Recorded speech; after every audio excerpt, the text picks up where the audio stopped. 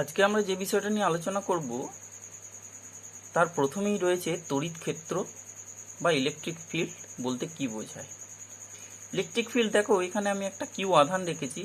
তো কিউ আধানের এই চারপাশে যতটা অঞ্চল জুড়ে এর প্রভাব পরিলক্ষিত হয়। প্রভাব বলতে কি বোঝায়? প্রভাব বলতে আকর্ষণ বা বিকর্ষণ।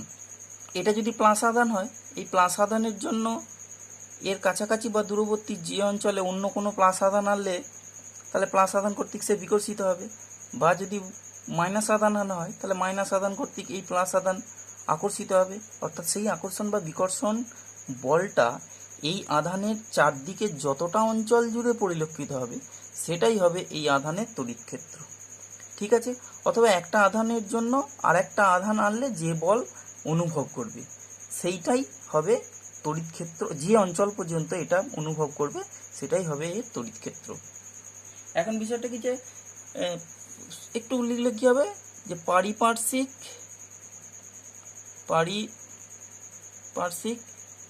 যে অঞ্চল পর্যন্ত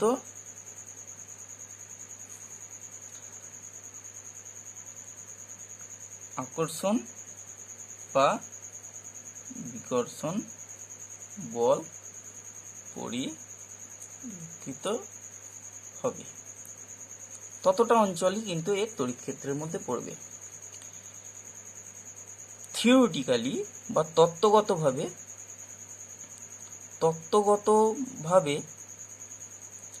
এই অঞ্চল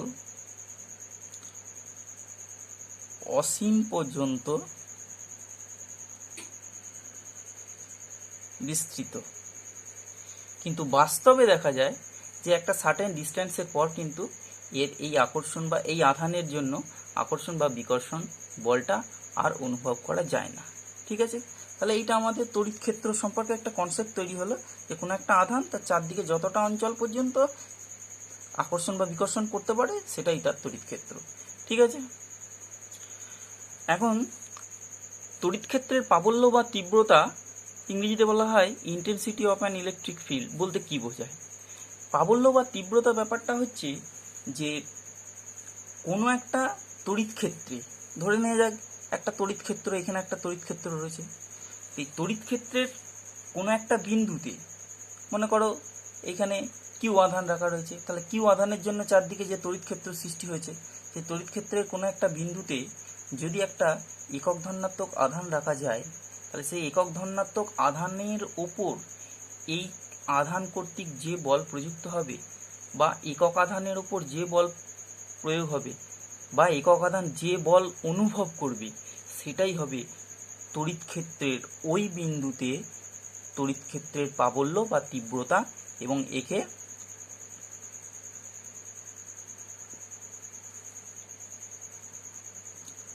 তড়িৎ প্রাবল্য বা ক্ষেত্র প্রাবল্য বলা হয়। কি জিনিসটা? যে তড়িৎ ক্ষেত্রের কোনো বিন্দুতে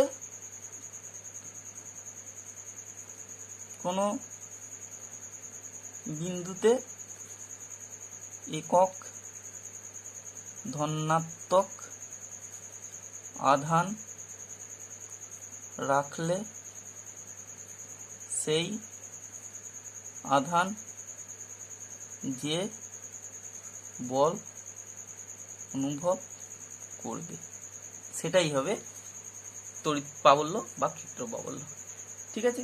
তা এই তড়িৎ প্রাবল্য বা ক্ষেত্র প্রাবল্য ব্যাপারটা এখানে আমি দেখিয়েছি, দেখতেই পাচ্ছ যে এখানে একটা বিন্দু, সেই বিন্দুতে প্লাস ওয়ান আধানের জন্য কি বল প্রয়োগ করবে।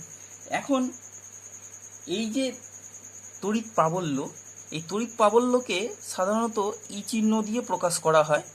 তড়িৎ প্রাবল্যর চিহ্ন, তড়িৎ প্রাবল্যকে ই চিহ্ন দিয়ে প্রকাশ করি। এটা একটা ভেক্টর রাশি, সেজন্য মাথায় ভেক্টর চিহ্ন দেয়া থাকে। এটা ভেক্টর রাশি, এর একটা নির্দিষ্ট অভিমুখ রয়েছে, মান অভিমুখ দুটোই আছে, তাই ভেক্টর রাশি। ধরে নেওয়া যাক যে তড়িৎ ক্ষেত্রের কোনো বিন্দুতে তড়িৎ ক্ষেত্রের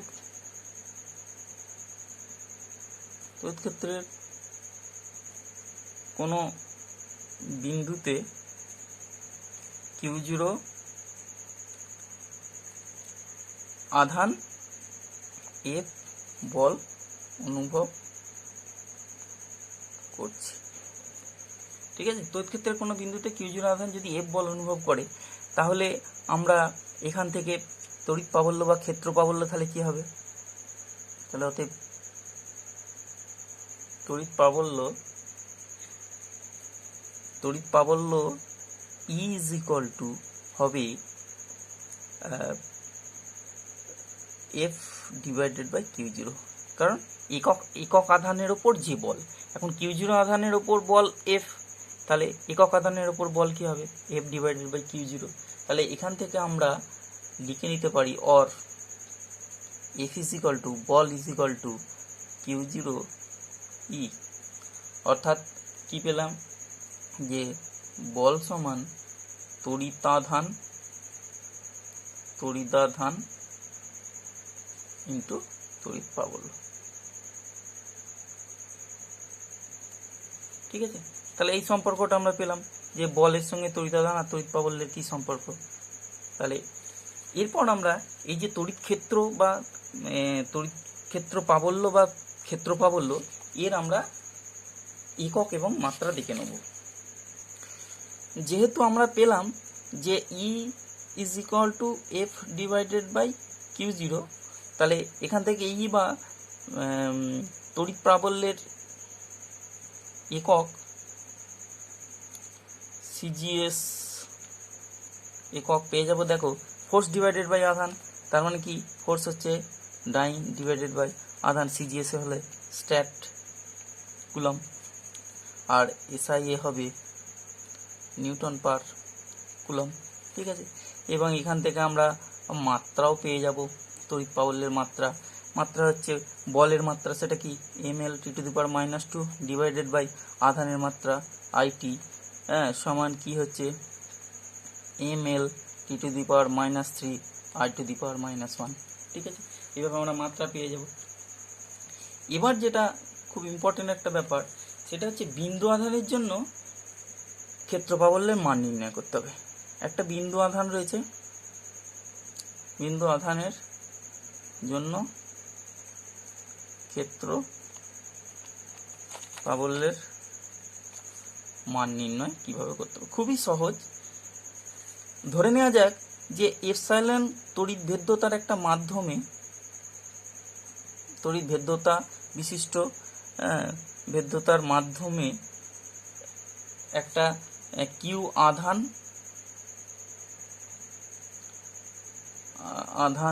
আছে, বা আধানের জন্য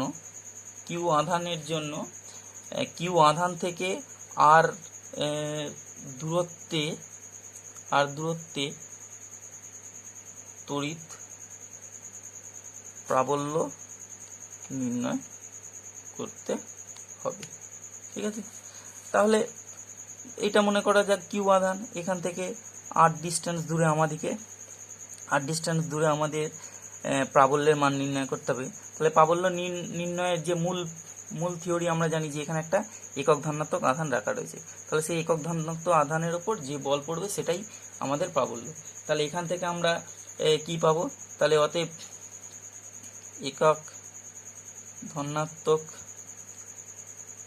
আধানের উপর প্রযুক্ত বল, যেটাকে আমরা প্রাবল্য বলছি, that is equal two E, প্রাবল্যকে আমরা E দিয়ে প্রকাশ করি, E, তাহলে কি কুলম্বের সূত্র অনুযায়ী Q into 1 divided by 4 pi epsilon r²। ঠিক আছে, সমান Q into 1 Q 4 pi K epsilon 0 r²। এই সম্পর্ক আমরা আগে জানি যে epsilon equal to K epsilon 0। ঠিক আছে, জানো K ইকুয়াল টু পরাবৈদ্যুতিক ধ্রুবক। এখন এটা যদি শূন্য মাধ্যম ধরা হয়, শূন্য বা বায়ু মাধ্যম হয়, তাহলে E ইজ ইকুয়াল টু হয়ে যাবে Q divided by 4 pi epsilon 0 r²। ঠিক আছে, এইটাই হবে কিউ আধানের জন্য আর ডিস্টেন্স দূরে প্রাবল্যের মান, তড়িৎ প্রাবল্য বা ক্ষেত্র প্রাবল্যের মান। ঠিক আছে, এখন এর আমরা ভেক্টর রূপটাও দেখে নেব। ভেক্টর রূপে যেটা হবে সেটা হচ্ছে E is equal to Q by 4πε0 r s square in ওই অভিমুখে ইউনিট ভেক্টর আর, যেখানে আর ইউনিট ভেক্টরটা কি বোঝাচ্ছে সেটা হচ্ছে কিউ0 আধান থেকে বা কিউ আধান থেকে একক ধনাত্মক আধানের অভিমুখে ইউনিট ভেক্টর। ঠিক আছে, তাহলে এইভাবে আমরা তড়িৎ প্রাবল্য বা ক্ষেত্র প্রাবল্যের ভেক্টর রূপও পেয়ে যাব। এখন এখানে একটু কথা একটু মনে রাখতে হবে যে প্লাস কিউ যদি আধান হয়, তাহলে প্লাস কিউ আধানের জন্য মানে আধানটা যদি পজিটিভ হতো, তাহলে প্লাস কিউ আধানের জন্য তড়িৎ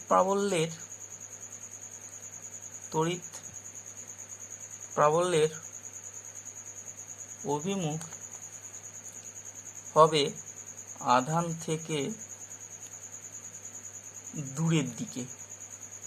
ঠিক আছে, আর মাইনাস কিউ আধানের জন্য তড়িৎ প্রাবল্যের অভিমুখ হবে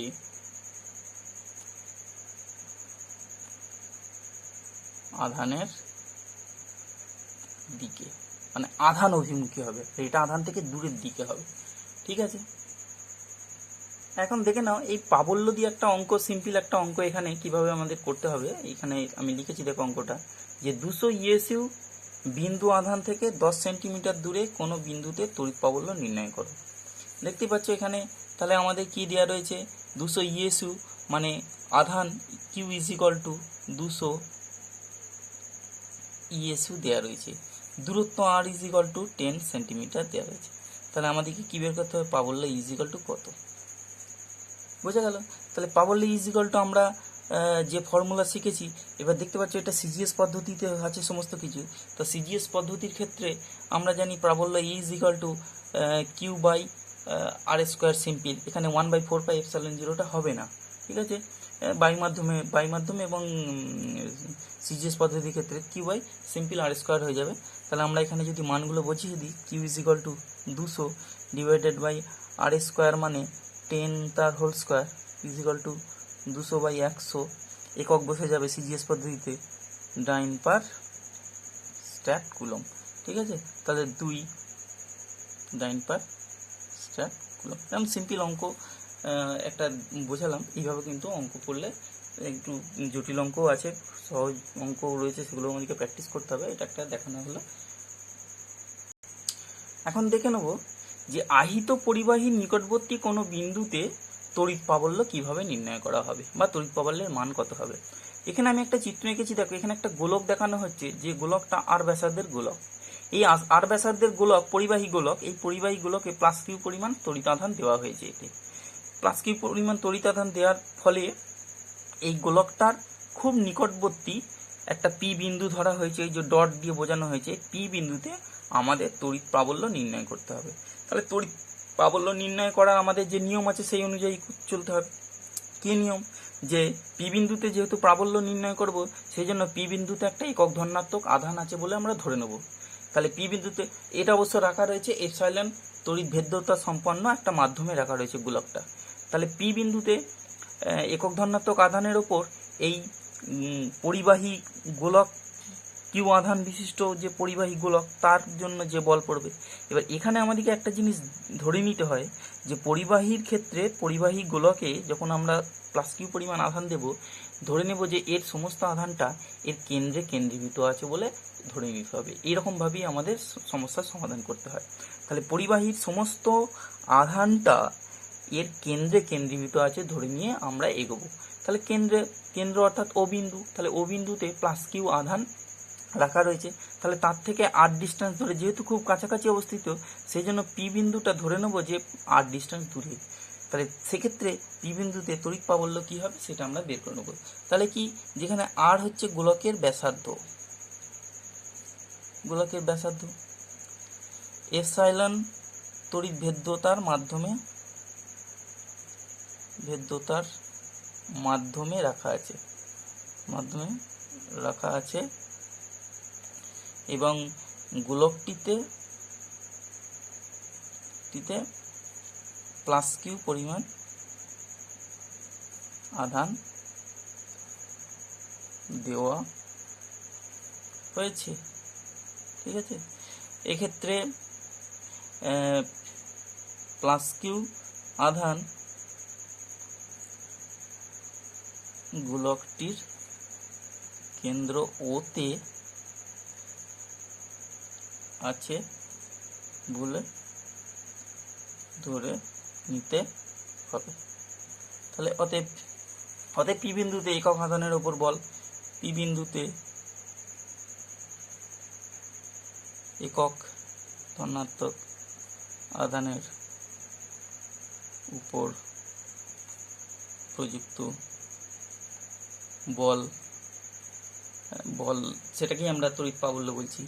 E is equal to Q into 1 divided by 4 pi epsilon r square সমান Q divided by 4 pi K epsilon 0 r square।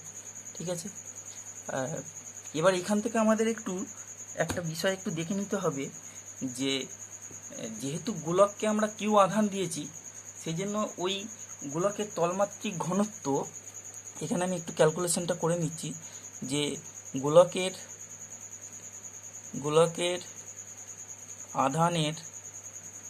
আধানের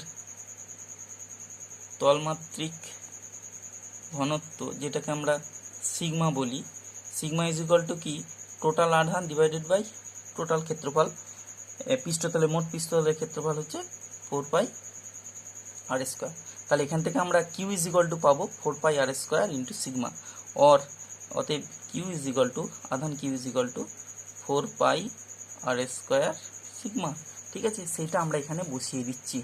তাহলে এখানে আমরা পেয়ে যাব কি, কিউয়ের জায়গায় 4 pi R square sigma divided by 4 pi K epsilon 0 r square. তাহলে 4 পাই আর স্কোয়ার উপর নিচে কেটে গেলে ওপরে sigma divided by K epsilon 0 পড়ে থাকে, অর্থাৎ E is equal to sigma divided by K epsilon 0। তাহলে কি পেলাম, যে কোনো পরিবাহীর নিকটবর্তী অংশে, এখানে যেহেতু গোলক ধরেছি, তা গোলকের নিকটবর্তী অংশে, খুব কাছাকাছি অংশে প্রাবল্য হবে, তড়িৎ প্রাবল্য বা ক্ষেত্র প্রাবল্য is equal to sigma divided by K epsilon 0, অর্থাৎ আধানের তলমাত্রিক ঘনত্ব ডিভাইডেড বাই কে এপসাইলন 0। ঠিক আছে, এটা জেনারেলি করে দেওয়া যায়। জেনারেলি কি করা যাবে, তা জেনারেল যে কোনো বস্তুতে যদি আধান দেওয়া হয়, তাহলে তার নিকটবর্তী অঞ্চলে প্রাবল্যের মান হবে, যে এরকমভাবে লিখলে দেখা যাবে যে ই পেলাম is equal to sigma divided by K epsilon 0 সমান 1 by K epsilon 0 into sigma. ঠিক আছে, তার মানে কি পেলাম, যে 1 বাই কে এপসাইলন 0 ইন্টু আধানের তলমাত্রিক ঘনত্ব। তাহলে জেনারেলি এটাকে আমরা লিখতে পারি যে পরিবাহীর নিকটবর্তী অংশে ক্ষেত্র প্রাবল্য সমান simply 1 by K epsilon 0 into উক্ত বিন্দুর নিকটবর্তী অংশে পরিবাহীর আধানের তলমাত্রিক ঘনত্ব। এইভাবেই আমরা পরিবাহীর নিকটবর্তী কোনো অংশে আধানের তলমাত্রিক ঘনত্ব আমরা নির্ণয় করতে পারবো। এখন আমরা দেখে নেব তড়িৎ বলরেখা কাকে বলে, ইলেকট্রিক লাইনস অফ ফোর্স কাকে বলা হয়।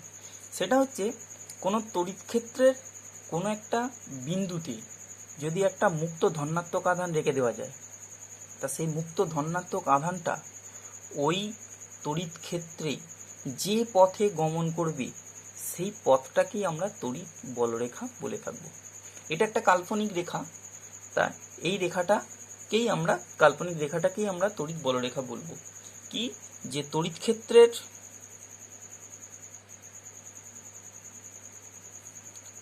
কোনো বিন্দুতে একটি মুক্ত ধনাত্মক আধান রাখলে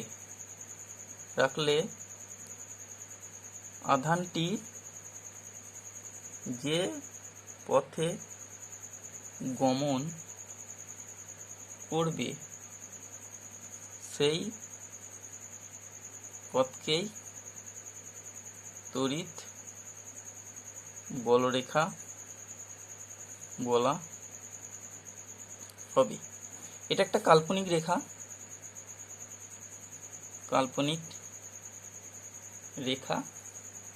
ঠিক আছে। তাহলে এইটা জিনিসটা কেমন, একটা ধনাত্মক মুক্ত ধনাত্মক আধান রাখতে হবে। তাহলে মনে করো একটা তড়িৎ ক্ষেত্র একটা প্লাস আধানের জন্য তড়িৎ বলরেখা তাহলে কোন দিকে হবে? তাহলে এই প্লাস আধানের জন্য একটা তার তড়িৎ ক্ষেত্রে আরেকটা প্লাস আধান রাখলাম, তাহলে মুক্ত, এটা কিন্তু মুক্ত আধান। তাহলে এই আধানের যে তড়িৎ ক্ষেত্র রয়েছে সেই তড়িৎ ক্ষেত্রে একটা মুক্ত ধনাত্মক আধান রেখেছি। তাহলে সেই মুক্ত ধনাত্মক আধান যে পথে যাবে, দেখতেই পাচ্ছ এই প্লাসের জন্য এই কী হবে, সবসময় বিকর্ষিত হয়ে দূরের দিকে চলে যাবে সম আধান। সেই জন্য এই যে তীর চিহ্ন দিয়ে দেখানো হচ্ছে এটাই বলরেখার ডিরেকশন দেখানো হচ্ছে। আর ঠিক এটা যদি মাইনাস আধান হতো, অর্থাৎ মাইনাস আধানের জন্য একটা তড়িৎ ক্ষেত্র সৃষ্টি হয়েছে, সেই তড়িৎ ক্ষেত্রেও কিন্তু তোমাকে একটা প্লাস আধান রাখতে হবে, মুক্ত প্লাস আধান বা মুক্ত ধনাত্মক আধান রাখতে হবে। রাখলে সে যেদিকে গমন করবে, এক্ষেত্রে দেখতে পাচ্ছি এই মাইনাসের জন্য এ গমন করবে কোন দিকে, এদিকে গমন করবে। তাহলে এর ক্ষেত্রে বলরেখার ডিরেকশন হবে এদিকে। তাহলে কি বুঝলাম, যে প্লাস আধানের জন্য বলরেখার ডিরেকশন হবে আধান থেকে দূরের দিকে, এবং মাইনাস আধানের জন্য বলরেখার ডিরেকশন হবে আধানের দিকে। ব্যাপারটা বোঝা গেছে? তো এটা কাল্পনিক রেখা, এই রেখা দিয়েই কিন্তু আমরা তড়িৎ বলরেখাকে বুঝিয়ে থাকি। আর এখানে একটু জেনে রাখতে হবে যে বলরেখার কোনো বিন্দুতে আমরা যদি স্পর্শক অঙ্কন করি, এটা সবসময় সরল রেখা হবে, তার কোনো বক্ররেখাও হতে পারে। তাহলে সেই জন্য বলরেখার কোনো বিন্দুতে যদি স্পর্শক করা হয়, অঙ্কন করলে ওই স্পর্শক ওই বিন্দুতে তড়িৎ প্রাবল্যের অভিমুখ নির্দেশ করবে।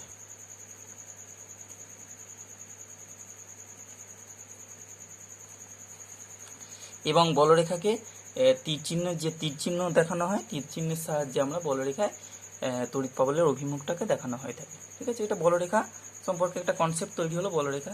কিন্তু এই বলরেখার বেশ কিছু ধর্ম রয়েছে, সেই ধর্মগুলো কিন্তু তোমাদেরকে খুব ভালো করে মনে রাখতে হবে। বলরেখা সম্পর্কে কনসেপ্ট এই প্রথম তৈরি হচ্ছে, তা এই কনসেপ্ট কিন্তু ভবিষ্যতে যখন অন্যান্য বিষয়ে আলোচনা হবে তখন কিন্তু বলরেখার এই কনসেপ্টগুলো আমাদের কাজে লাগবে। আমি তোমাদের একটা বলরেখার ধর্মগুলো আগে থেকে একটা লিখে রেখেছি, সেটা একটু তোমাদের সামনে তুলে ধরছি, তোমরা এটা একটু নোট করে নেবে, নোট করে নিয়ে একটু পড়াশোনা করবে, তাহলেই মনে থাকবে। তড়িৎ বলরেখা কাকে বলে, এই যে আমি লিখে রেখেছি দেখো এখানে, যে তড়িৎ ক্ষেত্রের কোনো বিন্দুতে একটি মুক্ত ধনাত্মক আধান রাখলে সেটি যে পথে গমন করে সেই পথকে তড়িৎ বলরেখা বলা হয়। এখন এই তড়িৎ বলরেখার ধর্মগুলো কি কি, তড়িৎ বলরেখার ধর্মগুলো একটু বলছি এবং আলোচনাও করে দিচ্ছি। যে বলরেখাগুলি ধনাত্মক আধান থেকে শুরু করে ঋণাত্মক আধানে শেষ হয়। তার মানে সমস্ত বলরেখা যা রয়েছে তারা প্লাস থেকে মাইনাসের দিকে যাবে, প্লাস থেকে মাইনাস আধানের দিকে অভিমুখ হবে। তীর চিহ্নটাও প্লাস থেকে মাইনাসের দিকে সব সময় মনে রাখতে হবে। বলরেখার যে রেখাটা আমরা কল্পনা টানবো সেই রেখায় সবসময় তীর চিহ্ন দিতে হবে, এবং সেই তীর চিহ্নটা হবে প্লাস থেকে মাইনাসের দিকে। ঠিক আছে, আর এখানের কাছে দেখো বিচ্ছিন্ন ধনাত্মক আধানের ক্ষেত্রে বলরেখাগুলি আধান থেকে নির্গত হয়ে অসীমে চলে যাবে, অর্থাৎ একটা বিচ্ছিন্ন ধনাত্মক আধান রাখা রয়েছে। তো সেই বিচ্ছিন্ন ধনাত্মক আধানের ক্ষেত্রে বলরেখাগুলো কিরকম হবে, সেটা হচ্ছে আধান থেকে অসীমে, আধান থেকে বেরোবে, সবসময় প্লাস আধান থেকে বেরোচ্ছে, তাহলে বিচ্ছিন্ন ধনাত্মক আধানে রেখেছে, তাহলে প্লাস থেকে সব বেরিয়ে চলে যাবে, কত দূর পর্যন্ত বিস্তৃত হবে সেটা হচ্ছে অসীমে শেষ হবে। ঠিক এর উল্টো ঘটনা, একটা বিচ্ছিন্ন ঋণাত্মক আধান রেখেছো, বিচ্ছিন্ন ঋণাত্মক আধান, তাহলে তার ক্ষেত্রে বলরেখাটা কি হবে, সেটা হচ্ছে বলরেখা অসীম থেকে এসে তা সেই আধানের উপর পড়বে, বলরেখার যে ডিরেকশনটা হবে সেটা হচ্ছে অসীম থেকে বলরেখাগুলো আসছে এসে আধানে শেষ হয়ে যাচ্ছে, সেরকমভাবেই তীর চিহ্নটা করতে হবে। তোমাদের পরে রয়েছে, দেখাচ্ছি আমি চিত্রগুলো অঙ্কন করেছি। আরেকটা জিনিস মনে রাখতে হবে যে পরিবাহীর অভ্যন্তরে বলরেখা থাকে না, বলরেখা কিন্তু পরিবাহী থেকে বাইরের দিকে, পরিবাহীর বাইরের পৃষ্ঠ থেকে বাইরের দিকে আমাদের বলরেখাগুলো থাকে, এটা মনে রাখতে হবে। 2 নম্বর কি বলছি, দুটি বলরেখা কখনো পরস্পরকে ছেদ করে না। এটা কখনো কখনো প্রশ্ন পড়ে যে দুটি বলরেখা কখনো পরস্পরকে ছেদ করে না কেন, ব্যাখ্যা করো। দুটি বলরেখা পরস্পরকে ছেদ করলে, আমরা আগেই বলেছি যে বলরেখা হচ্ছে এমন একটা রেখা যে রেখার যে কোনো বিন্দুতে যদি আমরা স্পর্শক টানি, সেই স্পর্শকটা ওই বিন্দুতে তড়িৎ প্রাবল্য বা ক্ষেত্র প্রাবল্যকে প্রকাশ করবে। এখন দুটো বলরেখা যদি পরস্পরকে ছেদ করে যায়, একটা সঙ্গে আরেকটা যদি ছেদ করে যায়, মনে করো এই যে এই বলরেখাটা যাচ্ছে, তার সঙ্গে আবার একটা এরম বলরেখা আর একটা চলে গেল, তাহলে এই যে ছেদ বিন্দুটা হলো, তা এই বিন্দুতে দুটো স্পর্শক হবে, একটা হচ্ছে এই সরলরেখার জন্য এই দিকে স্পর্শক আর এই সরলরেখার জন্য এই দিকে স্পর্শক।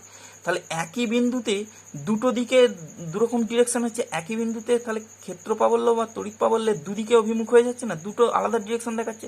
তা একই বিন্দুতে ক্ষেত্র প্রাবল্য কখনো দুদিকে হয় না বা দুরকম হয় না, একটাই হয়, সেই জন্য কখনো দুটো বলরেখা পরস্পরকে স্পর্শ করে না বা ছেদ করে না। তারপর কি, বলরেখাগুলি পরিবাহীর পৃষ্ঠকে লম্বভাবে স্পর্শ করে। হ্যাঁ, পৃষ্ঠ থেকে যখন বেরিয়েও যাবে সেটাও লম্বভাবে, এবং পৃষ্ঠে যখন ঢুকবে তখন সেটাও লম্বভাবে আসবে। আর একটা কি, যে প্রত্যেকটি বলরেখার দু প্রান্তে সমান কিন্তু বিপরীত আধান থাকবে। বলরেখাটা যেখানে শুরু এবং শেষ, তার প্রত্যেকটা দু প্রান্তেই সমান আধান কিন্তু বিপরীত ধর্মী থাকবে। এবং একই পরিবাহীতে কোনো বলরেখায় শুরু ও শেষ হয় না, মানে একটা ধনাত্মক আধান বিশিষ্ট রয়েছে বা একটা ঋণাত্মক আধান, তাহলে ধনাত্মক থেকে বেরিয়েই ধনাত্মকে এসে ঢুকলো, অথবা ঋণাত্মক থেকে বেরিয়েই ঋণাত্মকে এসে, এরম সম্ভব নয়। একটা পরিবাহীতে কখনো বলরেখা বেরোলো আবার তাতে এসে ঢুকলো, এটাও সম্ভব নয়। এইগুলো তোমাদেরকে একটু মনে রাখতে হবে, বলরেখার ধর্ম তোমরা একটু মনে রাখার চেষ্টা করবে। এখন একটু দেখে নেবে যে আমরা যে বলরেখার কনসেপ্টটা বলছি, তা বলরেখাটা আঁকবো কী করে, কীভাবে আমাদেরকে বলরেখা আঁকতে হয়, সেখানে কয়েকটা এখানে আমি আগে থেকে এঁকে রেখেছি, তোমাদের একটু বুঝিয়ে দিচ্ছি। দেখো, তড়িৎ বলরেখার মানচিত্র, সেটা ব্যাপারটা কি, বিচ্ছিন্ন ধনাত্মক আধান, মনে করো এখানে একটা প্লাস আধান বিচ্ছিন্নভাবে রাখা রয়েছে, মানে শুধুই পজিটিভ আধান রাখা রয়েছে, তাহলে এই আধানের জন্য বলরেখাগুলো কেমন হবে, সেটা হচ্ছে এই আধানটা থেকে বলরেখাগুলো সব বাইরের দিকে বেরিয়ে যাবে প্লাস, এবং কি এখানে সুষমভাবে বন্টিত থাকবে বলরেখাগুলো, র্যান্ডামলি নয়, এবং প্রত্যেকটা বলরেখার সঙ্গে আর একটা বলরেখা কোনো স্পর্শ হবে না দূরের দিকে, এবং এটা অসীম পর্যন্ত বিস্তৃত। বিচ্ছিন্ন, এটা ধনাত্মক আধানের ক্ষেত্রে।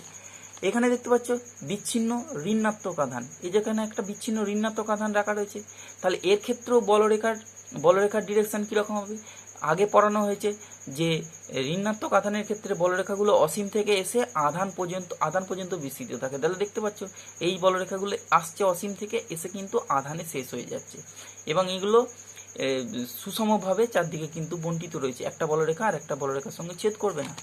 এখন এখানে দেখতে পাচ্ছি, এবার এখানে দুটি সমপরিমাণ বিপরীত আধান রাখা রয়েছে, এখানে একটা প্লাস আধান, এখানে একটা মাইনাস আধান, বিপরীত আধান এবং সমান পরিমাণ রাখা রয়েছে। তাহলে তাদের ক্ষেত্রে বলরেখাগুলো কীরকম হবে সেগুলো এখানে দেখানো হয়েছে। দেখো, সবসময় বলরেখা বলা হয়েছে প্লাস থেকে বেরোবে, দেখো প্লাস থেকে বেরোচ্ছে, তীর চিহ্নগুলো দেখানো হয়েছে, তাহলে প্লাস থেকে বেরোচ্ছে, সমস্ত আধান চারদিকে প্লাস থেকে বেরোচ্ছে এবং মাইনাসে এসে প্রবেশ করছে, দেখো প্রত্যেকটা এসে মাইনাসে।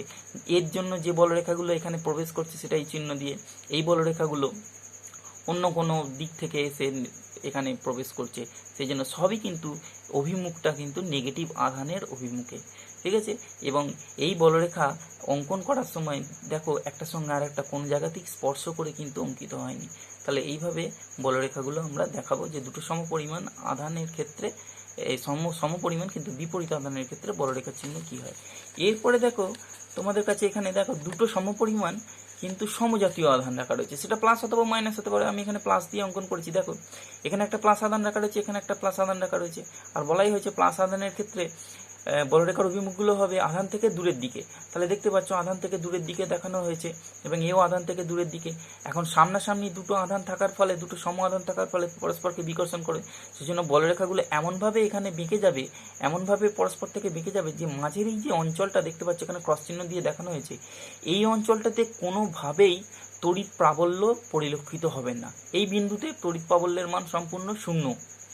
সেই জন্য এই বিন্দুটাকে আমরা এই যে দেখো ক্রস চিহ্নিত যে বা এক্স চিহ্নিত যে অংশটা, সেই অংশটাকে আমরা বলবো উদাসীন বিন্দু। এই অংশটা উদাসীন বিন্দু এবং এই অংশটা সম্পূর্ণভাবে তড়িৎ প্রাবল্য মুক্ত এই দুটো সম আধানের জন্য। এটা একইভাবে আমরা নেগেটিভ আধানের ক্ষেত্রে হলে, আর এটা যেটা এর ক্ষেত্রে বেরিয়ে যাচ্ছে দেখানো হয়েছে, নেগেটিভ আধান হলে এগুলো ভেতরের দিকে অভিমুখী হবে, অর্থাৎ আধান অভিমুখী হবে, সেইভাবেই দেখানো যাবে। এছাড়াও আমরা দেখব একটা আরেক ধরনের তড়িৎ ক্ষেত্র। এখানে দেখো সুষম তড়িৎ ক্ষেত্র। তা সুষম তড়িৎ ক্ষেত্র ব্যাপারটা কি, এরকম দুটো সমান্তরাল পাত রয়েছে, দেখো দুটো সমান্তরাল প্লেট, দুটো সমান্তরাল প্লেটে বিপরীত আধান সমানভাবে দেওয়া হয়েছে, এটা প্লাস আধান দেওয়া হয়েছে, এটা মাইনাস আধান। তাহলে এর যে মাঝের অংশগুলো আছে দেখতে পাচ্ছ, এই মাঝে কিন্তু যে তড়িৎ ক্ষেত্র প্রাবল্য বা ক্ষেত্র প্রাবল্য সেগুলো কিন্তু সমানভাবে বণ্টিত হয়ে যাবে, অর্থাৎ এই অঞ্চলটা পুরোটা কিন্তু সুষম তড়িৎ ক্ষেত্র, কিন্তু প্রান্তের দিকগুলো এইভাবে কিছুটা বেঁকে যাবে। মাঝের অংশটা পুরোটাই সুষম তড়িৎ ক্ষেত্র হিসাবে প্রত্যেকটা বলরেখা সম দূরত্বে প্লাস থেকে মাইনাসের দিকে অভিমুখী থাকবে। এখন দেখে নেব বলরেখার সাহায্যে তড়িৎ প্রাবল্য কিভাবে আমরা এক্সপ্লেন করব, বলরেখার রেসপেক্টে তড়িৎ প্রাবল্যকে আমরা কিভাবে ব্যাখ্যা করব। তাহলে তার জন্য আমরা আগে থেকে একটা জিনিস জানা রয়েছে, সেইভাবেই এগোতে হবে। যে ম্যাক্সওয়েলের মতানুসারে এপসাইলন তড়িৎ ভেদ্যতার মাধ্যমে যদি কিউ আধান রাখা থাকে, তাহলে সেই কিউ আধান থেকে নির্গত মোট বলরেখা হবে কিউ ডিভাইডেড বাই এপসাইলন। এটা একটু আগে থেকে জেনে রাখতে হবে। তাহলে এখন আমরা কি করছি, এখন এই কিউ আধানকে কেন্দ্র করে আর ব্যাসার্ধের একটি গোলক কল্পনা করলাম, অর্থাৎ একটা গোলক, এরকম একটা গোলক কল্পনা করলাম যার কেন্দ্রে কিউ রয়েছে আর ব্যাসার্ধের গোলক। তাহলে এখন এখান থেকেই দেখতে পাচ্ছ, তাহলে আমরা আগে বলে নিয়েছি যে কিউ আধান থেকে বলরেখা বেরোচ্ছে কিউ বাই এপসাইলন। তাহলে টোটাল এই গোলকটার বাইরে যে বলরেখা বেরোচ্ছে সেটা হচ্ছে কিউ বাই এপসাইলন। তাহলে গোলকের একক ক্ষেত্রফলে কত বলরেখা বেরোচ্ছে সেইটা বের করব। এবার গোলকের বাইরের সমগ্র তলের ক্ষেত্রফল হচ্ছে 4 পাই আর স্কয়ার। তাহলে গোলকের একক ক্ষেত্রফলে বলরেখা ইজ ইকুয়াল টু কি, গোটা তল দিয়ে বেরোচ্ছে কিউ বাই এপসাইলন, তাহলে আর সমগ্র তলের ক্ষেত্রফল হচ্ছে 4 pi R square, is equal to কি পেলাম, Q by 4 pi epsilon R square. এটা হচ্ছে একক ক্ষেত্রফলে বলরেখা। এখন এই কিউ আধানের জন্য গোলকের পৃষ্ঠতলের যে কোনো বিন্দুতে প্রাবল্য কি হবে, কিউ আধানের জন্য পৃষ্ঠতলের যে কোনো বিন্দুতে প্রাবল্য কত আমরা আগে বের করে এসেছি, প্রাবল্য ইজ ইকুয়াল টু কি হবে, Q by 4 pi epsilon R square. ঠিক আছে, তাহলে এখানেও আমরা দেখতে পাচ্ছি একক ক্ষেত্রফলে বলরেখা, সেটাও Q by 4 pi epsilon R square, এবং সেটাকে আমরা প্রাবল্য, সেটাও আবার প্রাবল্যের হিসেব থেকেও আমরা জানি যে প্রাবল্য is equal to Q by 4 pi epsilon R square. তাহলে এখান থেকে কি আমরা বলতে পারবো না যে তড়িৎ প্রাবল্য ইজ ইকুয়াল টু একক ক্ষেত্রফলের বলরেখার সংখ্যা, অর্থাৎ একক ক্ষেত্রফলের মধ্য দিয়ে লম্বভাবে যে পরিমাণ বলরেখা পাস করবে সেটাই আমরা তড়িৎ প্রাবল্য হিসাবে বলে থাকবো, এবং সেটাই বলরেখার সাহায্যে তড়িৎ প্রাবল্যকে প্রকাশ করা হবে। তাহলে কি বলা যাবে যে তড়িৎ ক্ষেত্রের কোনো বিন্দুতে তড়িৎ প্রাবল্যের মান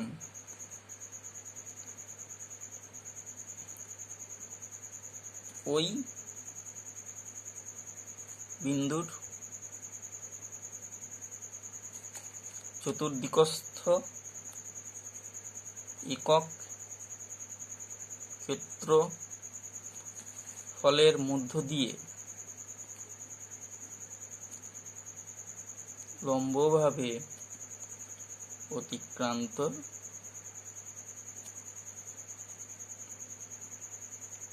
বলরেখার সংখ্যার সমান। অর্থাৎ এর একক ক্ষেত্রফলের মধ্য দিয়ে যতগুলো বলরেখা পাস করছে সেটাই হবে ওই বিন্দুতে তড়িৎ প্রাবল্যের মান। ব্যাপারটা বোঝা গেল? তাহলে এটা আমাদেরকে এইভাবেও আমাদের তড়িৎ প্রাবল্য ডেফিনেশন এইভাবেও বলরেখার রেসপেক্টে বলা যায়। তাহলে আজকে আমরা এই পর্যন্তই আলোচনা সারলাম। নেক্সট দিন এরপর থেকে হবে।